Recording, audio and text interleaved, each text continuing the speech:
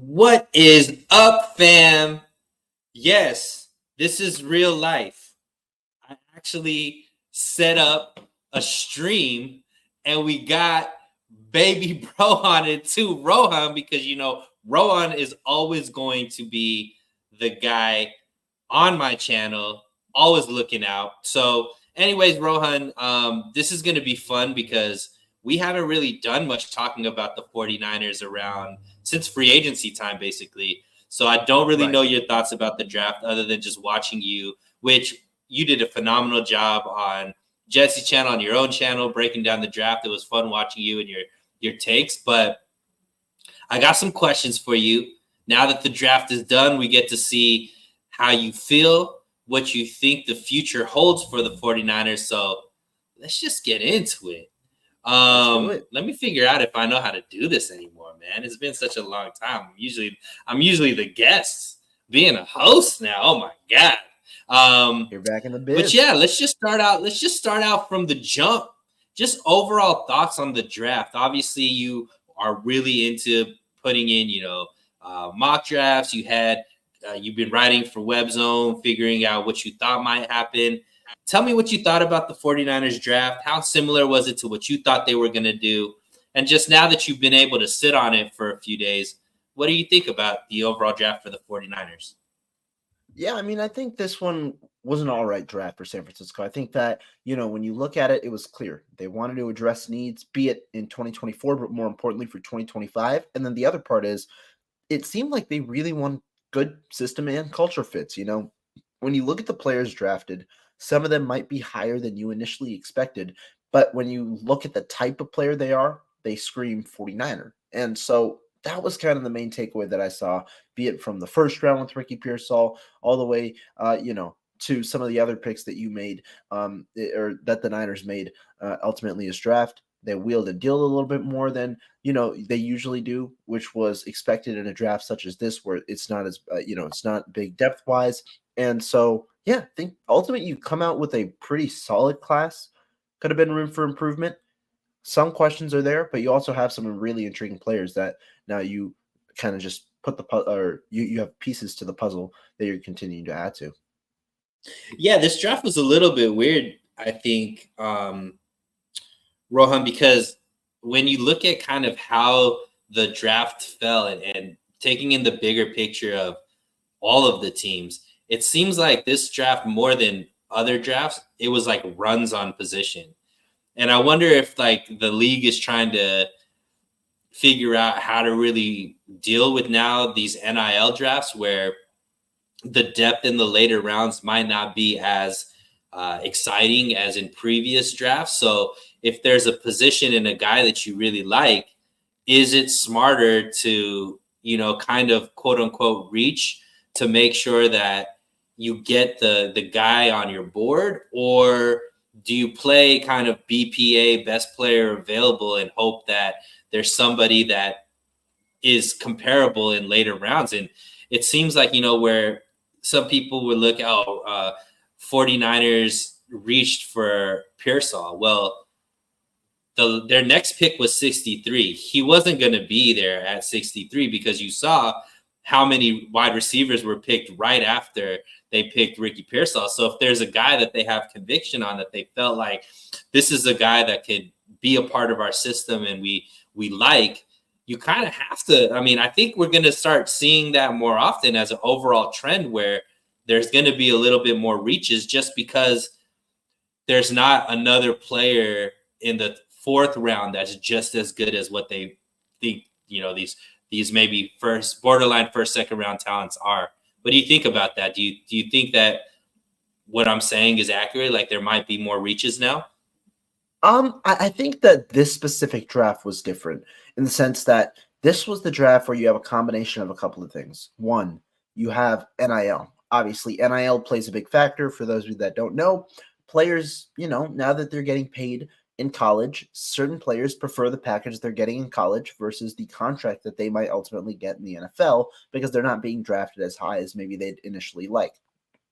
The other thing is the COVID year.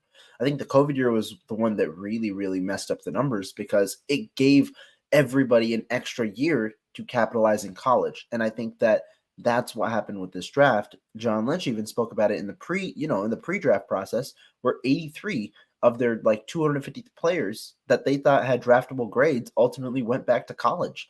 I think what this is going to do is, while this class is pretty weak when it comes to depth, next year's class is going to be overloaded with an abundance of depth before you see some more normalcy in the years after that. And so, it is a little bit different.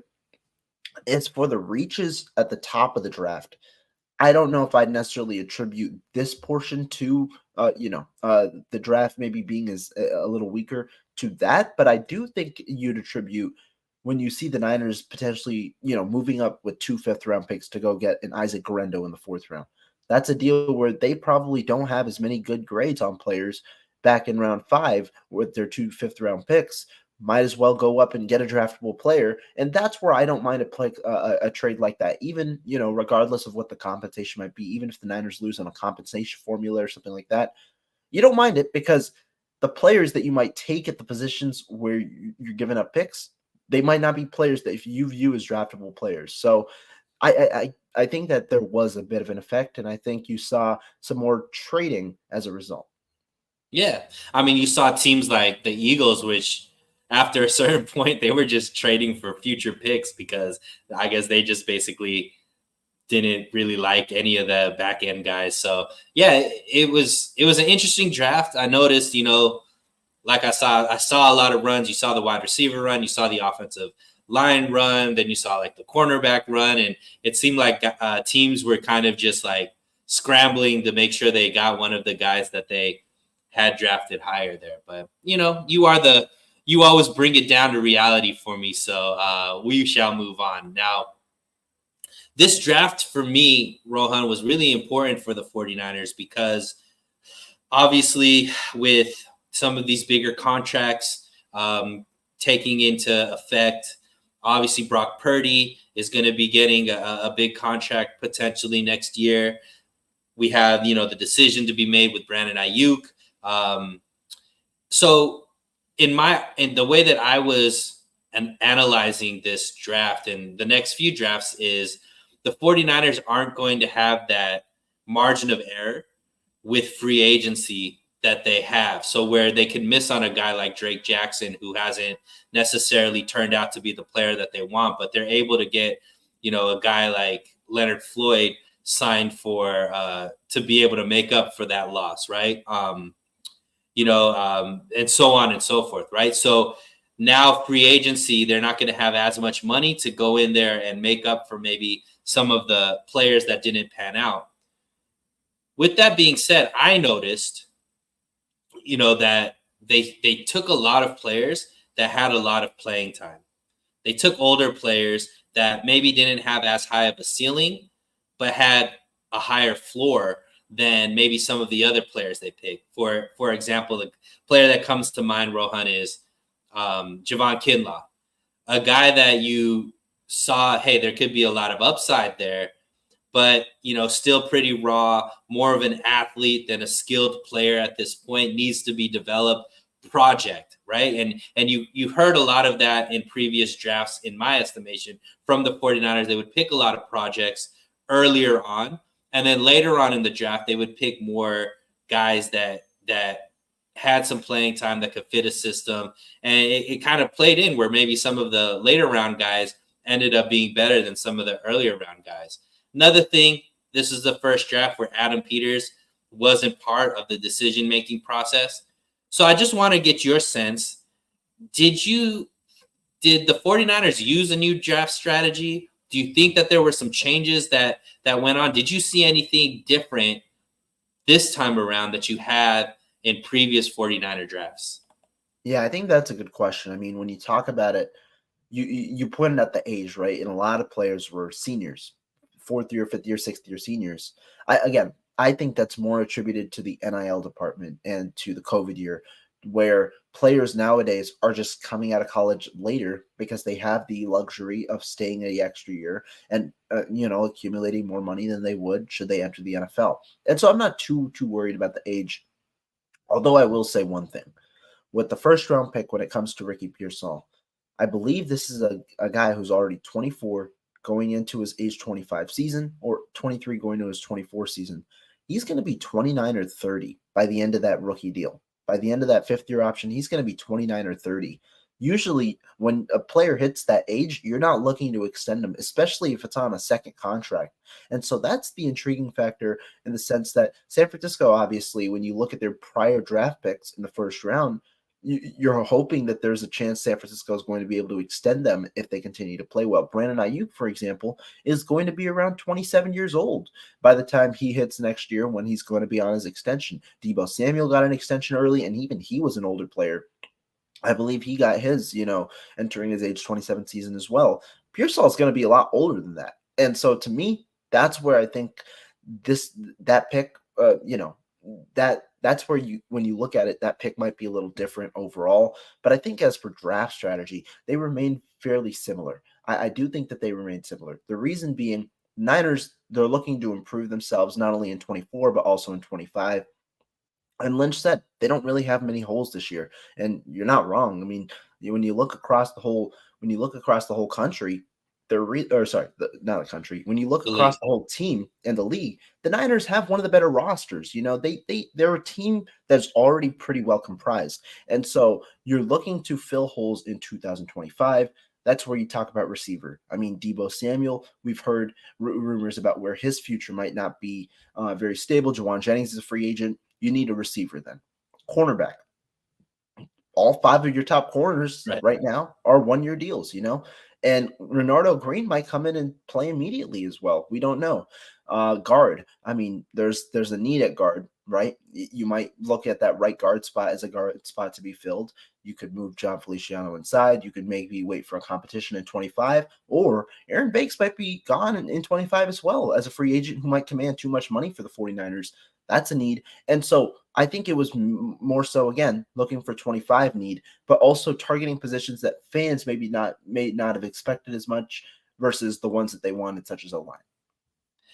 Yeah, it's going to be interesting. And obviously all of this is just us guessing. We won't know, obviously, for a few years to see what if this was just an NIL outlier and COVID year, like you mentioned, or if this is something moving on. And the reason why I think there might be a chance, Rohan, that this is a new strategy is the 49ers, if they're being honest with themselves, have to look themselves in the mirror when it comes to the way that they draft in higher rounds. And what I mean by that is, you mentioned the ideal goal is when you draft somebody in the first round, they are going to have that second contract with you.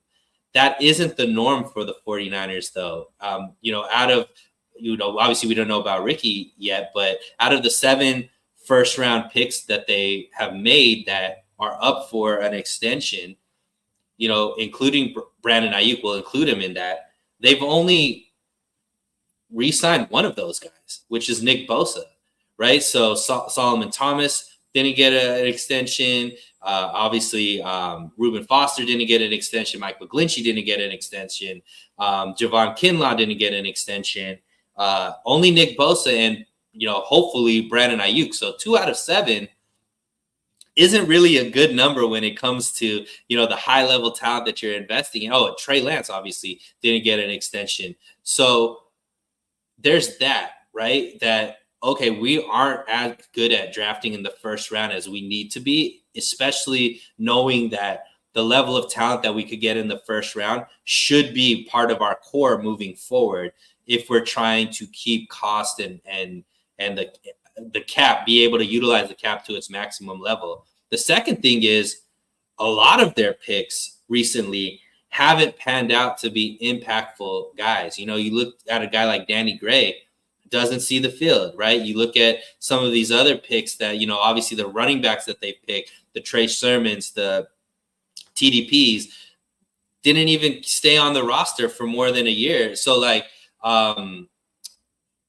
to me, I'm looking at it like, when I started seeing them take guys with more film, to me, it was a welcome sight, because the 49ers have, whenever they calculate the high ceiling guys, the guys that they feel like they could come in and develop, I think the reality is the 49ers system isn't for everybody. And when you mentioned something really smart, you said these look like 49ers guys, which is great, I think. So, to me, I think it could be a sign, and potentially a sign, that they look themselves in the mirror. They said, hey, we need to get better at our guys becoming guys for our core, for our future. And the best way to do that is make sure we know what we're bringing in versus project what we're bringing in. And that's why I think it might be a little bit more of a strategy change than just a microcosm of the NIL and the COVID year. I don't know. We'll see in the next couple of years, but that's just my thoughts about it. No, I think that those are fair points overall. Again, you're right. It's going to be a wait and see kind of process overall over the next few years. But yeah, I think that overall makes sense.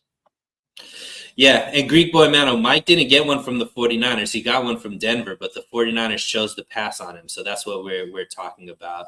Mano also put in, he would have gotten JPJ in round 1, get that center Kingsley in round 2. So he wanted to go offensive line. Both picks. Obviously, that is a need. 49ers didn't feel so. They went with their 3rd round pick and went offensive line. Steve-O, Supremo, thanks for jumping in. So let's move on, man. So, obviously the 49ers season last year didn't end the way that they wanted it to. They lost in the Super Bowl to the Kansas City Chiefs. Obviously, when the year ends and it doesn't end the way you want to, you start to look at it and you evaluate, okay, what went wrong? What could we have done better to have the outcome that we want? And what moves do we need to make to be able to put an even better roster together, a better team together for next year to achieve the ultimate goal, which is, win that 6th Lombardi. Based off of what you see, and I said, what did the 49ers draft say about how they evaluated the 2023 season? But let's put in free agency as well, Rohan, because I know you're tapped into that as well. What has this 49ers offseason, free agency and draft, told you about how they evaluated the 2023 season and where they needed to get better? Yeah, I think when you look at the team overall, they clearly prioritize depth. I think that's something they prioritize at a lot of positions. You look, they added depth at O-line by bringing back Feliciano. They added depth at O-line, at D-line with the 4 additions in free agency. Depth at cornerback, you sign guys like Isaac Yiadom, Rock Yassin to come in and compete, and then draft Renardo Green. Depth at receiver, you draft 2 receivers on top of the guys that you already have. I think that, you're creating depth at a lot of different positions. I think what the 49ers draft said about how they evaluated the season, 2 things. One, if you look if you're breaking it down position by position, at receiver, they got a man beater in Ricky Pearsall. I think Pearsall is inconsistent when it comes to press coverage, but against true man coverage, I think Pearsall is, he's a really good route runner, and that ultimately is what helps you beat man coverage. And so I think Pearsall's, he kind of helps fill some of that void that maybe you had in the Super Bowl when you weren't able to consistently beat man coverage, and that kind of led to certain issues overall. And then elsewhere, a guy like, if you go down the board, Renardo Green, he brings you, that press cover kind of guy. He's a guy who he's a Niners type of player. Maybe not the best fit for everybody else, but he's a guy who's willing to be, a guy in run support and a guy who can play press coverage really well. And so that's a guy who I think, fits the Niners as well, showcases they kind of want to go back into that into that situation, and potentially that they might not be able to bring back one of their top cornerbacks next year because they're both on 1-year deals. And then, you look elsewhere, I think, yeah, the overall theme of the offseason was gaining depth and also preparing for the future at positions, certainly the skill positions. Yeah, and I tend to agree with you. I think what the 49ers evaluated is how, obviously this is the second time the 49ers have lost to the Chiefs in the Super Bowl. And I think both times they played them, similarly, especially with Spagnuolo on the defensive side. You talked about it, the press man coverage and a lot of blitzing. And another thing was being able to stop the run. I think were the two biggest weaknesses that it seems like the 49ers have put that evaluation together. And why that's important is because we know this is a copycat league. So even though the 49ers had a phenomenal regular season, right? Number one seed in the NFC, ended up making it to the Super Bowl and all that kind of stuff. Now the league is going to try to emulate what Kansas City did and how they played them. So you have to be able to beat this press coverage. You have to be able to stop the run. And so how do you beat that? You mentioned, to me, having skilled route runners is important because of the quarterback that you have. We know that one of, Brock Purdy isn't the necessarily perfect quarterback, but he does have elite traits. And one of his elite traits is the timing routes, right? He gets the ball out on time to a spot. We've seen him do that. Obviously, him and his favorite target, or the target that he had the most success with this season, was Brandon Aiyuk.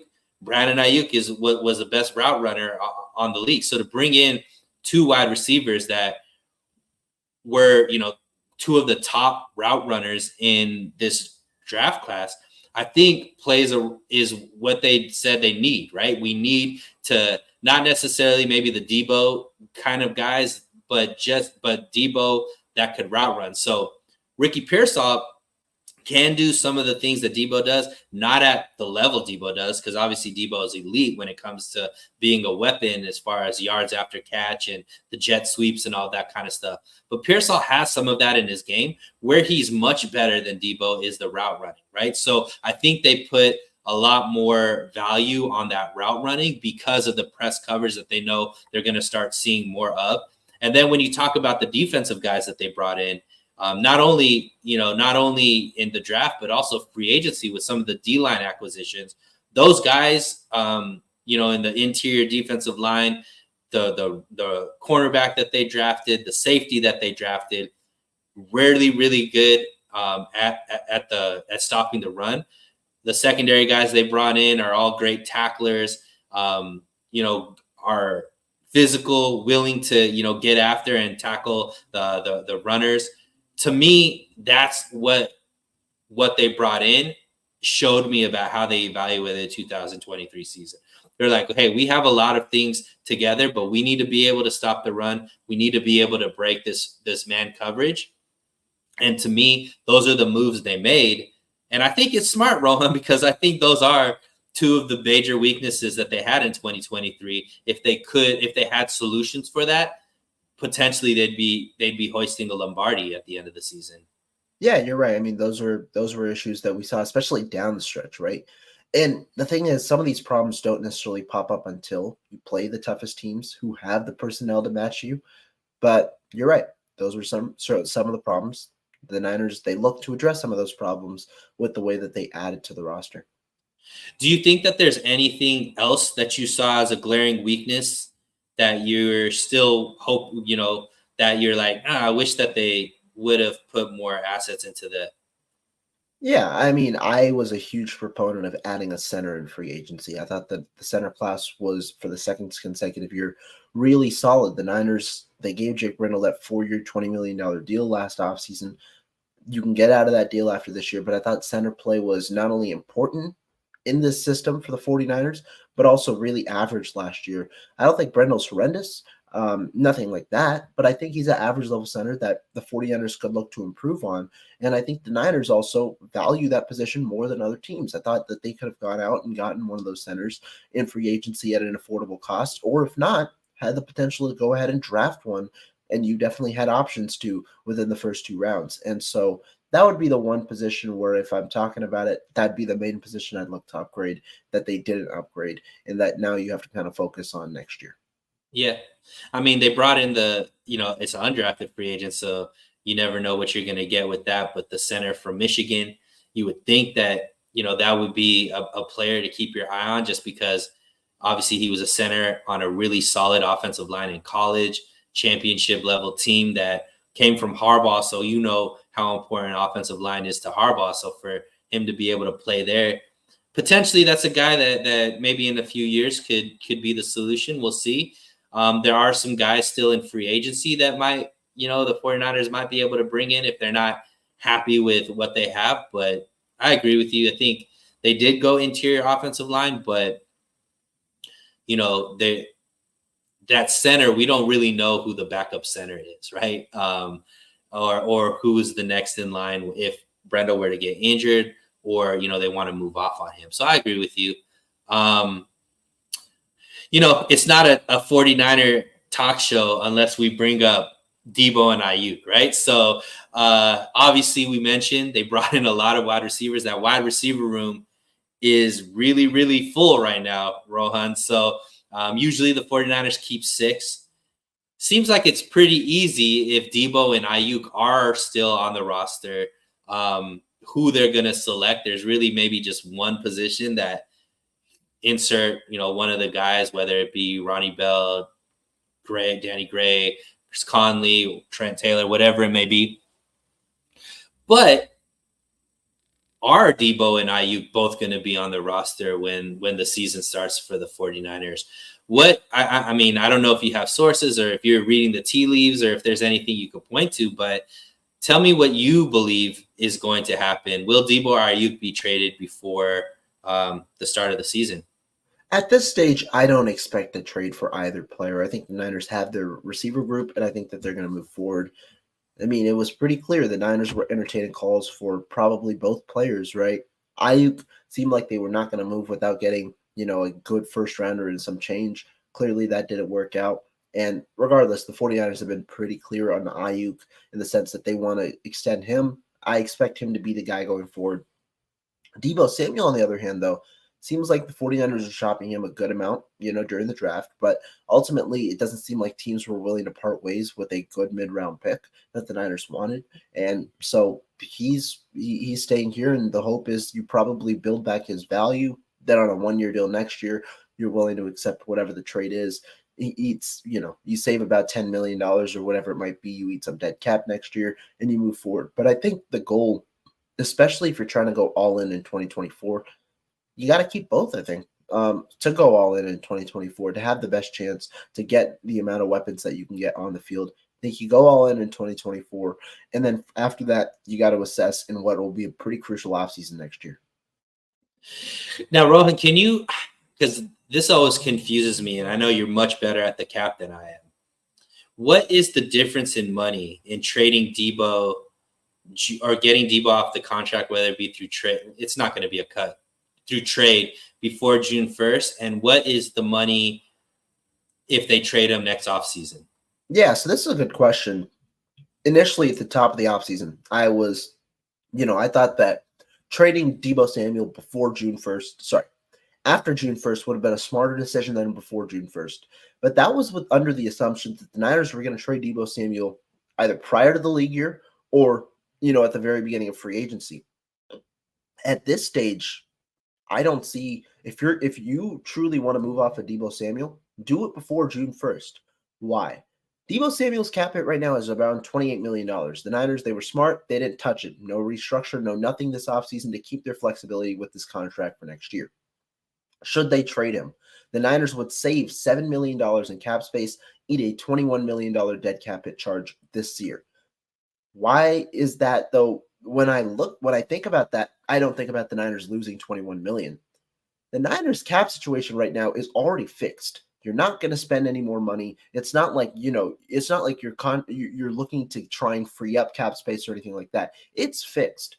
So to me, I think if the goal is ultimately to move off of Samuel, it would be smart to just trade him now, absorb the cap hit, because you're not losing 21 million at this stage. You're just saving the $7 million, and you have extra money to kind of to sign your draft class and create some carryover money for next year.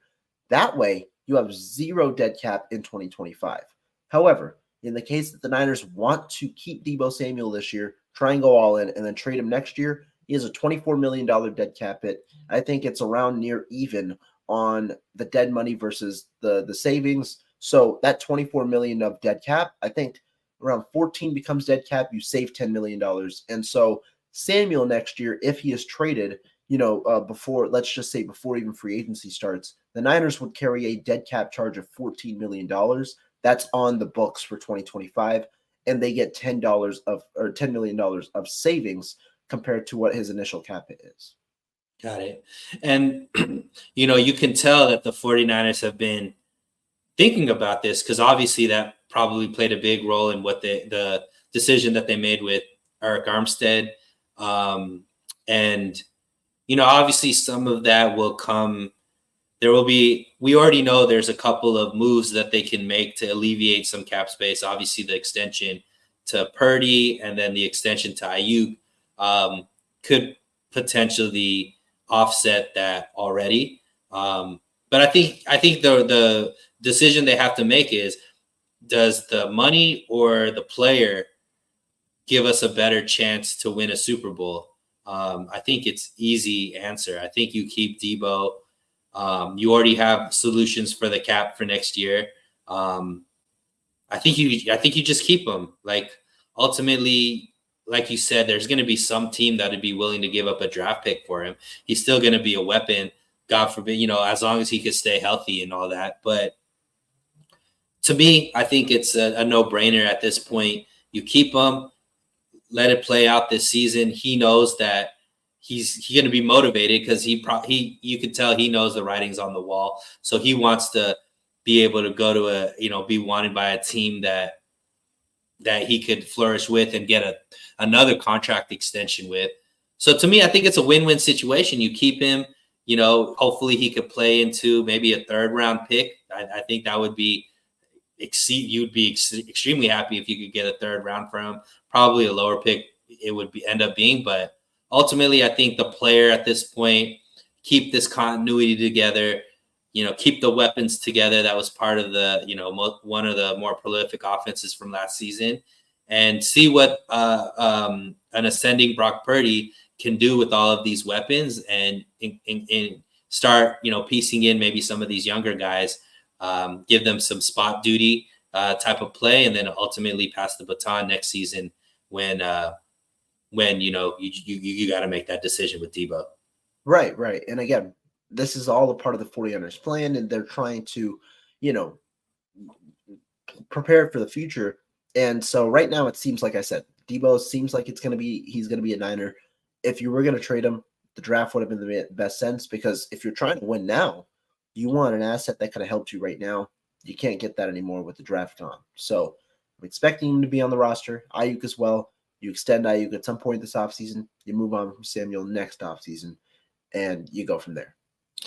I think the only way, Rohan, I see a Deebo trade happening before the next year is if somehow one of these wide receivers just blows your mind in training camp, and you're like, we got to get them some playing time.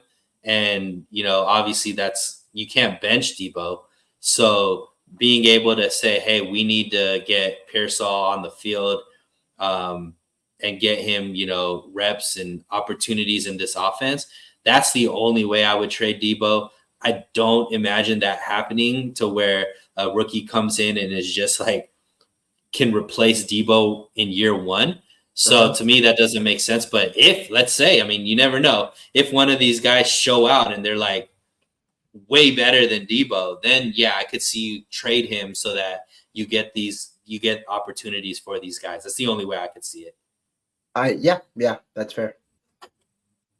Speaking of rooks and playing time, we have, the 49ers picked 8 players. We know that, rookies don't always get starting time under Kyle Shanahan, but we've also seen it happen more and more, that, rookies have been getting some starting time due to injuries or, whatever the case may be. I want to start with which rookie you feel like will make the biggest impact this season. I think it's one of the second or third round picks. I think Renardo Green, he's got a clear shot and an opportunity to play some time. If you look at where Renardo Green is right now, there's an opening at corner, that third corner spot. Green, if he impresses, he has a chance to potentially take it. Then you factor in the injury bug. Charvarius Ward gets some certain injuries during games that could elevate Green into the lineup for certain games. And so I think Renardo Green has a good shot. And then I'm also going to go Dominic Puny. I think he's arguably the most pro-ready player that the 49ers selected. And the 49ers offensive line has a spot where Puny could fill it. I think he could be a plug-and-play day one starter at right guard. It seems like the Niners are going to try him out at guard.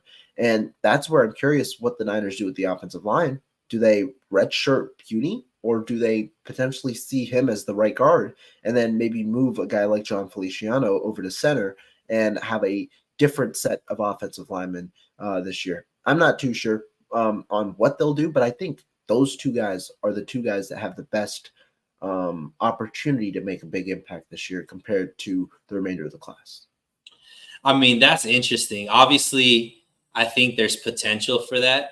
I saw somebody put out, I forget who it was, but it was interesting where they said their perfect offensive line with who's on the roster would be obviously Trent at left tackle, Banks at left guard, Feliciano at center, Pooney at right guard, and then Burford at right tackle, and then have Cohen be that swing tackle off the bench.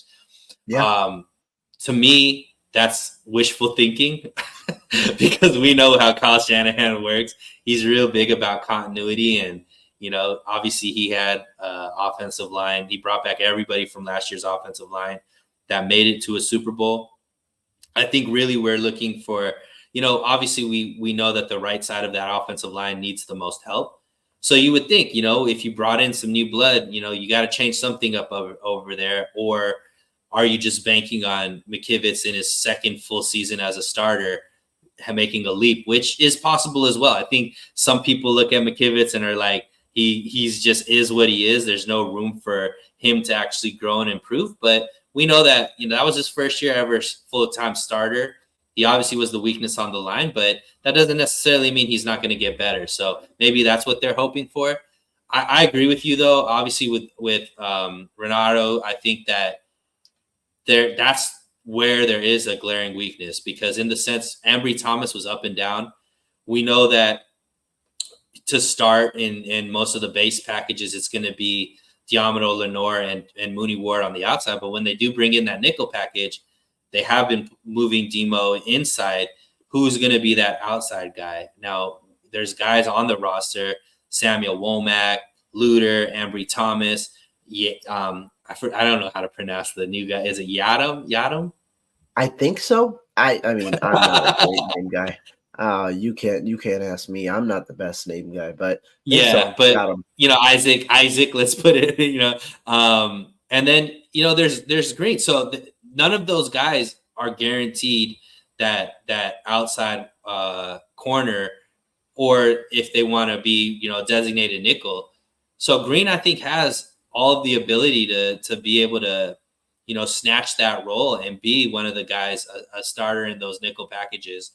I think Mustafa also might have, depending on how Huff is looking, right? We know that Brown is most likely going to be a starter, but if Huff isn't what Huff is, then maybe Mustafa gets some playing time, and he seems like the most 49er player out of all of the guys that were selected. The way that Shanahan and Lynch have talked about him, just seeing his highlight tape, he seems like the perfect fit as far as the mentality that you want your safeties to have for a 49er. So I could see one of those two guys making the biggest impact.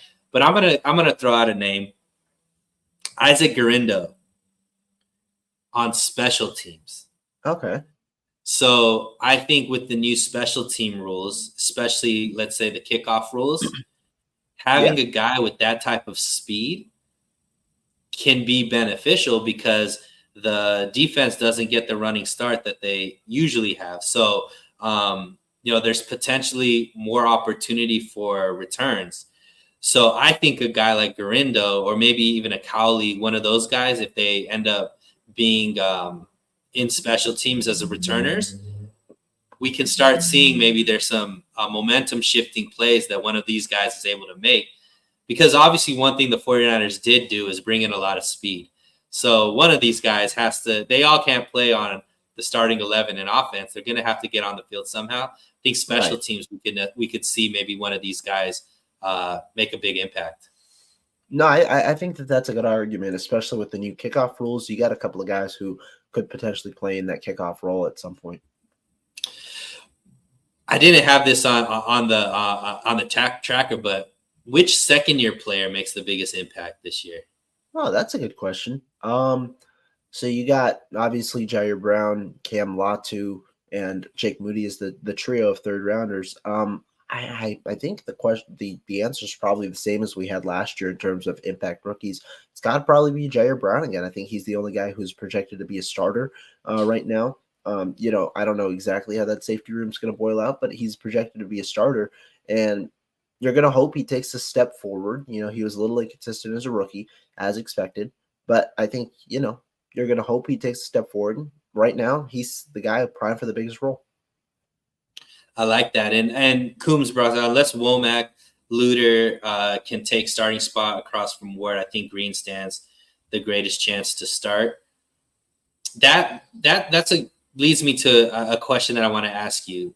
There's a lot of these guys that 49ers have drafted that haven't really made an impact. I know you were high on Kalia Davis when he was drafted. A guy like Beal was somebody that I was excited about when he was drafted. Obviously, injuries have played a role in why neither of those guys have really made an impact quite yet. Right. There's some linebackers there that I know you and Marco have, been really high on. Zakeel is a guy I know you've been high on. Womack, Luter are guys that, everybody was pretty excited about. None of these guys have really panned out or really made the impact that we're looking for. Out of that group of guys that the 49ers have drafted, this could be second year, third year, fourth year guys, who has the best chance to prove themselves, or who has the best chance to make a run at being part of this core for the 49ers, if any of those guys? I think that okay. So Luter, who's the other three So we overall? have Luter, we have Womack, we have Beal, we have Kalia Davis. Okay. Um, Yeah. So any of those guys, yeah. of those group, I would say Luter. I don't envision Womack honestly making the roster right now. I think he's more of a nickel guy, and regardless, I think the Niners have a good amount of depth. He just doesn't he doesn't seem like the best fit for the press system. Whereas Luter, I think that's where he kind of fits. Clea Davis, he's a guy who, like you said, he's a guy who I liked out of the draft. I don't think that though with the depth currently, it's tough to envision a role where he plays significantly. Hopefully, he can kind of get past the injury bug, which has been his main issue at the pro level. Zakel, I don't envision too big of a role for him right now. It seems like the Niners are looking for their next kind of guy. Zakel, obviously, the hype about him, or not hype, but the thing about him was the athletic profile. I related it similar to Jarrett Kingston in this draft. Maybe not the best player overall, but a guy who the Niners are just throwing a dart at, a guy who has a good athletic profile, a guy who could slide in, potentially play center in the future. You're just throwing a shot in the dark and hoping it works. But of the guys you mentioned, probably expecting Luter, just because I think he, as a reserve, has the best chance to see the field at some point. My guy Beto, I'm actually going on his show right after this at 5 Pacific. So thank you for joining in, Beto, and we're gonna have a lot of fun on his show. My last question, Rohan, and these are all off the cuff because I don't get as much time with you as I'd like to because you got school and you're off doing big things, in Wisconsin and whatnot. So, man, I have a couple of questions, but this is the one I'm going to ask you. Power away. Um, there's one, I think, opportunity, right? Because we don't know when Dre Greenlaw's going to get back. We don't know how he's going to look off of, a really devastating injury to a guy who plays as explosive as he is. Obviously, for him to get all the way back healthy, it might not even be this season. It might take a full year for him to get healthy. But we've seen guys step up in that role. Obviously, some of those guys aren't on the roster anymore, but it's going to be important for the 49ers to have a very solid third linebacker, right? That's been important in the defenses that have been successful for the 49ers. who is going to be that guy, or who do you think can be that guy to spell Dre Greenlaw if he's not healthy right away, or to be that depth behind the two guys? Is that guy on the roster, or is there somebody in free agency, wink, wink, maybe a Jamal Adams type of player that the 49ers should bring in, knowing that that's been such a pivotal role position in previous years for the 49ers? Yeah. Talking about free agency first, I don't envision the Niners bringing anybody else in. And on the linebacker position, I spoke about it a little bit this morning. I honestly think this is one of the more intriguing battles because you've got a lot of young guys in there. The Niners drafted another linebacker this year, Tatum Bethune. You mix that in with two linebackers from last year, Dre Greenlaw, D. Winters, and then Jalen Graham. You've got those three guys, and then you talk about the incumbents. You've got Curtis Robinson and Demetrius Flanagan-Fowles. Flanagan-Fowles has made the roster a couple of times now, and then you've got Graham is still there, right? who?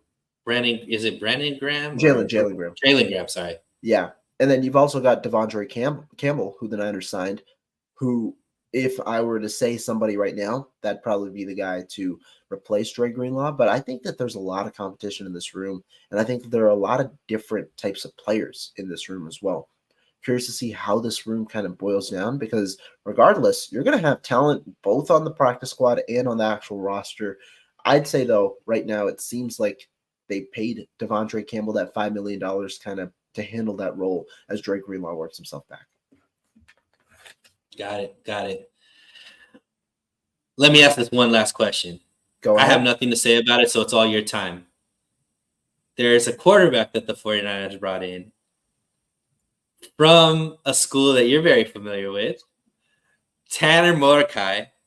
Tell us what you think about him, and does he have any chance to take that QB3 role on the 49ers? Because we've seen low drafted quarterbacks, Purdy, obviously, Mr. Irrelevant, make the team. Does this guy have any chance to make the roster, and will the 49ers be excited about him? I think Mordecai's an intriguing talent. You know how I spoke earlier about the 49ers, like getting players who feel like 49ers. Talked about Pearsall, talked about Renardo Green. I think Mordecai is a very similar trend. Why? When you look at the quarterback, the type of quarterback he is, he's a guy who gets the ball out quick. He played in RPO systems both at SMU and at Wisconsin, and he's a guy who that was the offense. Half field reads, you get the ball out quick, you continue to move the chains. I think at Wisconsin he was hampered a little bit. He dealt with an injury, sure. The receiver production was underwhelming, and the offense itself wasn't as big of a downfield offense as you'd like. Mordecai, he had better film back in 22. I honestly thought he should have declared after the 23 draft after that season, that best season at SMU. He decided to come back. The decision, I don't know how well that was overall, but I think Mordecai fits what the Niners want. He's got a good arm, solid arm. I think that his feet need some work. He can have happy feet.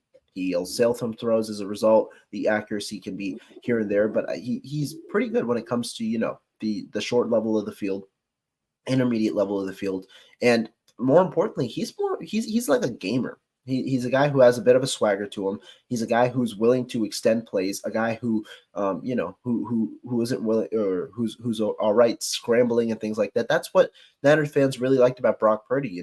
That ability to extend the play and do something maybe when the defense kind of threw you a different look. Mordecai has a bit of that ability, and so I'd expect him to develop throughout training camp. I think he'd be a solid practice squad option in 24, and then compete for the backup spot in 25. I think Josh Dobbs kind of has that job solidified with the money the 49ers paid him. And so that's where I think the Niners go ultimately when it comes to the backup quarterback spot. But I think Mordecai is a sneaky, intriguing option that, you could see end up being a practice squad guy before getting more opportunity next year. Can he come in like Purdy did and get rid of like Brandon Allen? Purdy came in and got rid of I forgot Nate Sudfeld. Nate Sudfeld, yeah. Can he take that QB3 spot, or what do you feel like he has a chance at that? I think there's a chance. He's got a better arm than Allen. I mean, the arm talent's there. The question is, what do the 49ers prefer? Do they prefer the younger guy who they believe they can develop, or do they prefer the guy who's got the most experience in the system? Because Brandon Allen, is more experienced in this system than a guy like Josh Dobbs and a guy like Mordecai, obviously. And so even though he might not be the best talent, they might prefer the veteran option and then try it and get a guy like Mordecai on the practice squad, let him develop there, and then evaluate 1 year later. That's kind of the way that I look at it. I don't envision too big of a role in camp for Mordecai. But I would not be surprised at all if he beats out Brandon Allen, somehow makes the roster as the third guy if the Niners carry 3 quarterbacks. Love it. Well, Rohan, I'll let you get going. I know you got a lot going on there. Anything you got to plug? Anything that you got going on your channel? No, man, this was a lot of fun as always. I always enjoy coming on here, especially when we can get this this hour where we can just talk some ball. Appreciate you. Make sure you guys subscribe though over here to So Real Sports Talk. My guy, you gotta hit up that subscribe button, hit the like button, support my boy here. Appreciate that, man. We got 118 viewers at this time. Me and Rohan, we're kind of one of those smaller channels. Obviously, we have good relationship with some of the big guys in the content creation. 118 is the biggest show I've ever had. So really appreciate all of you guys for tuning in. I know Rohan is the draw. So thank you guys for joining into the show. Like you said, if you could put a like in, subscribe to the channel. Starting to try to get more active on here. But yeah, thanks again. Once again, I'm going to be on with Beto right after this. So if you want some more opinions and my takes and his takes, go on there. But the way we always end it, stay safe, stay hydrated, and have we'll a catch you guys great next night. time. We will talk to you next time.